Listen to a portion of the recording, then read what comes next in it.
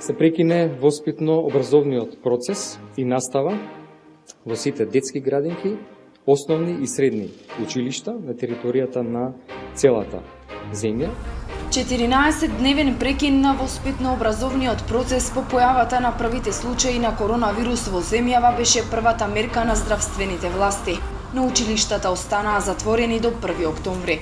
Тогаш задзвони училишното звонче, но само за учениците до 3-то одделение. Учениците од основните и средните училишта до крајот на учебната година не се враќаат во училишните клуби. Укината беше и државната матура. Уписите на првачињата пак започнаа месец подоцна од вообичаено под строги протоколи. Се оно што е потребно за да се заштитиме од вирусот е запазено во училиштето.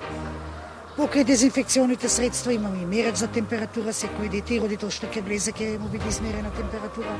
Имате ракавици, маски. Слична беше сликата и во средните училишта, каде 9 одделенците се запишуваа на 15 јуни. Распустот беше исполнет со оптимистички верувања дека наредната учебна година ќе се реализира со физичко присуство. Статистиките на заразени со COVID-19 не го дозволија тоа.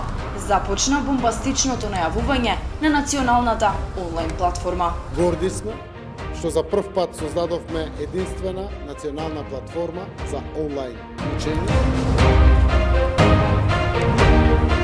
Тестирањето на функционалноста за онлайн часови се пренасочува од платформата директно кон порталот Microsoft Teams. Учениците добија нови инструкции.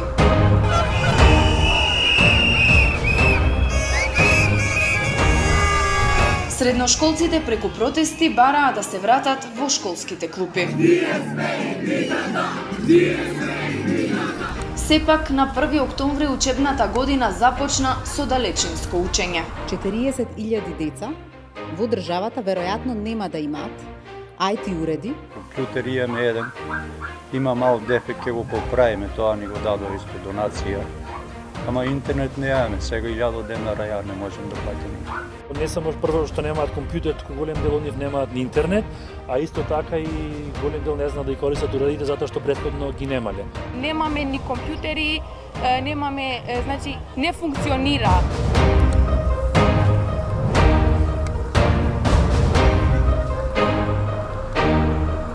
Наместо стратегија, владата со алтернатива оти сме земја во развој и добронамерни совети. Да не заборавиме дека ние како влада, заедно со Националниот сервис, обезбедивме настава на телевизија со оглед на тоа што сме држава во развој. Повраток на целиот ДДВ за купување на IT опрема, односно компјутери на семејствата на кои што им се потребни. Образовниот систем во хаос. Новата идеја на министерката ги налути просветните работници. Со рационализација на средства можеме да постигнеме повеќе инвестиции во инфраструктура во IT опрема, наместо да ги расфрламе финансиските средства само за загревање на цела училница за еден наставник. Учениците на распуст, а шансите за враќање во училишните клупи по зимскиот одмор се сведени на нула. Надеж дека работите ќе се променат дава само најавената вакцинација, за која уште не се знае кога ќе биде спроведена.